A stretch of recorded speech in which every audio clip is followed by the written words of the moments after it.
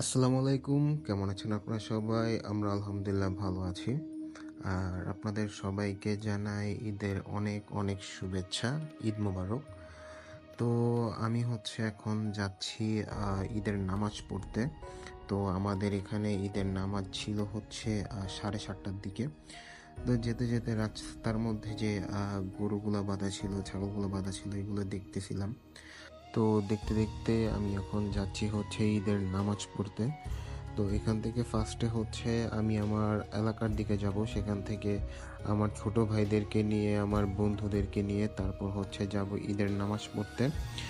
তো এখন এলাকার দিকে যাচ্ছি। দেন এলাকার দিকে আসলাম। এসে দেখি যে এখনও সবাই প্রপারলি বের হয়নি, বাট কয়েকটা ছোট ভাই আসছে। তো ওদের সাথে আমিও দাঁড়ায় আছি। দেন সবাই একবারে যখন আসবে তখন সবাইকে নিয়ে একসাথে নামাজ পড়তে যাব। দেন সেখান থেকে একটু গলির সামনে আসলাম। দেখলাম যে অনেকে নামাজ পড়তে যাচ্ছে, প্লাস অনেক কসাইরা দেখলাম যে দৌড়াদৌড়ি করতেছে, মানে ওনাদের কাজে যাচ্ছে। তো এরপর আমরা সব বন্ধুরা মিলে নামাজের জন্য চলে আসলাম মসজিদে। তো দেন নামাজ শেষ করে এখন আমরা আবার গলির দিকে যাচ্ছি। তো সেখান থেকে আমরা আবার যাব কবরস্থানের দিকে। তো গিয়ে কবর জিয়ারত করব, তারপর আবার এলাকার দিকে আসব, দেন কুরবানি দেখব। তারপর আমরা কবরস্থান থেকে এসে পড়ি। এসে তারপর এলাকার এখানে দাঁড়াই, কিছু গরু দেখি। আর এর মধ্যে অনেক জায়গায় দেখলাম যে গরু কুরবানি করে ফেলছে। তো আমরা এখন এলাকার ভিতরের দিকে যাইতেছি, কজ আমাদের এলাকার গরুগুলো এখনো ফালায় নাই। তো আমরা এলাকার সামনে গেছি। এলাকার সামনে যাওয়ার পর সবার সাথে দেখা হয়েছে। তো সবার সাথে ঈদ বিনিময় করলাম, কোলাকুলি করলাম। তারপর সেখানে কয়েকটা গরু কুরবানি দেখলাম। তারপর এদিকে আমাদের গলির আরও অনেকগুলো গরু ফালাইছে, প্লাস এই গরুটাকেও ফালাইতেছে। তো দাঁড়ায় দাঁড়ায় দেখলাম, কজ ঈদের দিন এই কুরবানি দেওয়াটাকে খুব ভাল লাগে, বা কুরবানি দেখতেও খুব ভাল লাগে। এর জন্য এখানে দাঁড়া দাঁড়া দেখতেছি। আর আমাদেরটা আগামীকাল দিবে, তাই আমরা আজকে বিকালবেলা আমাদের গ্রামে চলে যাব। তো কোরবানি ঈদটা বরাবরই আমার কাছে খুব ভাল লাগে, কারণ এটার মধ্যে অন্যরকম একটা আমেজ থাকে। আগে থেকে গরু কেনা, সেই গরুটাকে ভালো মতো লালন পালন করা, তারপর সেই গরুটাকে কুরবানি করা।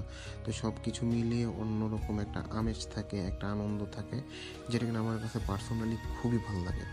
আর তাছাড়াও যারা অনেক গরিব অসহায় মানুষ আছে, অন্তত এই একটা দিন তারা গরুর মাংস খেতে পারে। তো যাই হোক, তারপর এখন কুরবানি কয়েকটা দেখে বাসায় চলে আসলাম। বাসায় আসার পর দেখলাম যে আবার ঝড় বৃষ্টি শুরু হয়ে গেছে। আর বৃষ্টি আল্লাহর একটা রহমত। তো ঈদের দিনও আল্লাহর রহমত বর্ষিত হচ্ছে, এটাও খুব ভালো লাগতেছে। আর পার্সোনালি বলতে গেলে বৃষ্টি আমার কাছে খুবই ভালো লাগে। যখন বৃষ্টি হয় আমি ভিজি, বা বৃষ্টি দেখতেও খুব ভালো লাগে। তো এরপর কিছুক্ষণ বৃষ্টি দেখার পর আমি চলে গেলাম রেস্ট নিতে। দেন রেস্ট নেওয়া শেষে আমরা বিকালবেলা বের হয়ে গেলাম আমাদের গ্রামে যাওয়ার জন্য। তো আজকেও আমাদের ভেঙে ভেঙে যাইতে হইতেছে, কজ রাস্তার মধ্যে তেমন গাড়ি টাড়ি নাই, প্লাস গাড়ি থাকলেও প্রচুর পরিমাণে ভাড়া চাইতেছে আজকে। তো আমরা ভাবছি যে আজকে রিক্সায় করে করেই চলে যাব, মানে ভেঙে ভেঙে রিক্সা দিয়ে চলে যাব। তো এর জন্য আমরা রিক্সা নিয়ে নিছি। এখন আমরা যাচ্ছি স্টাফ কোয়ার্টার থেকে যাব মদনপুর, দেন যাব আমাদের গ্রামের দিকে। তো আমাদের গ্রামের বাড়ি 2,500।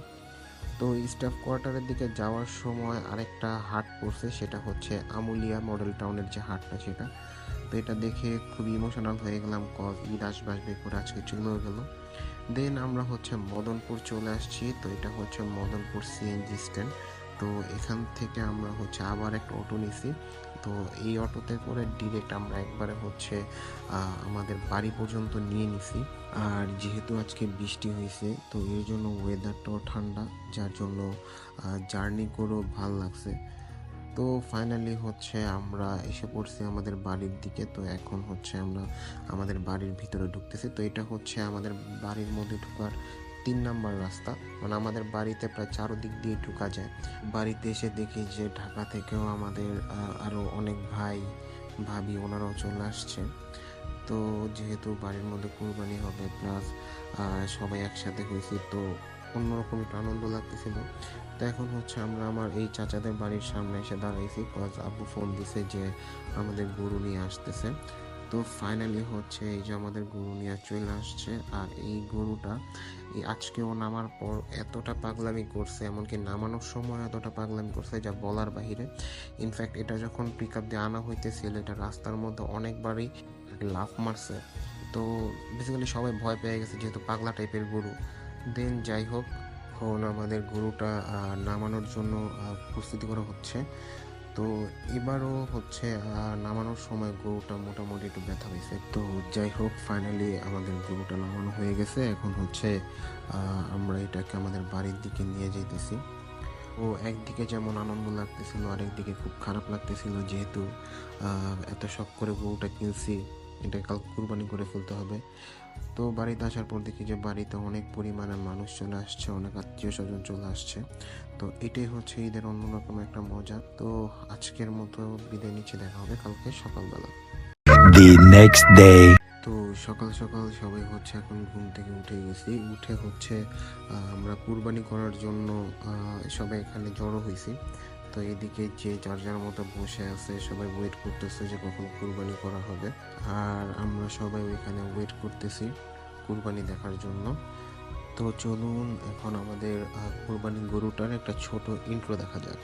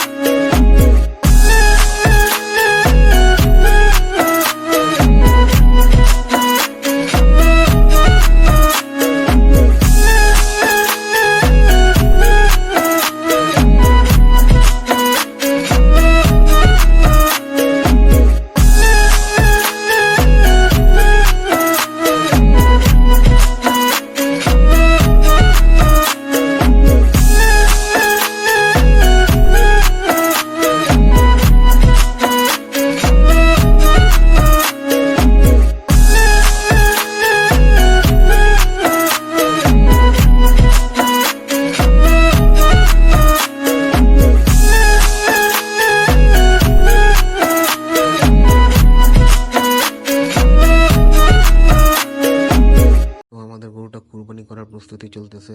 তো মনটা খুবই খারাপ হয়ে গেছে, আর এখানে সবাই বসে আছি। তো চলুন আল্লাহর নামে গরুটা কুরবানি করে ফেলা যাক। কুরবানি কুরবানি কুরবানি কুরবানি কুরবানি কুরবানি কুরবানি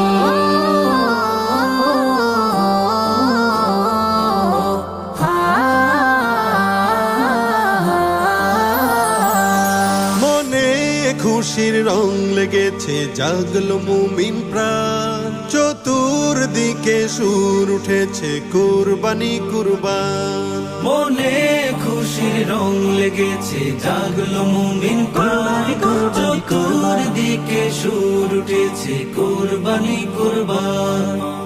আল্লাহ মেহেরবান, আল্লাহ মেহেরবান, আল্লাহ মেহেরবান, আল্লাহ মেহেরবান। বয়ে জমিনে সুখের ধারা, জাগলো হৃদয় জাগলো পাড়া, এলো রবের মহান বিধান, এলো যে কুরবানি।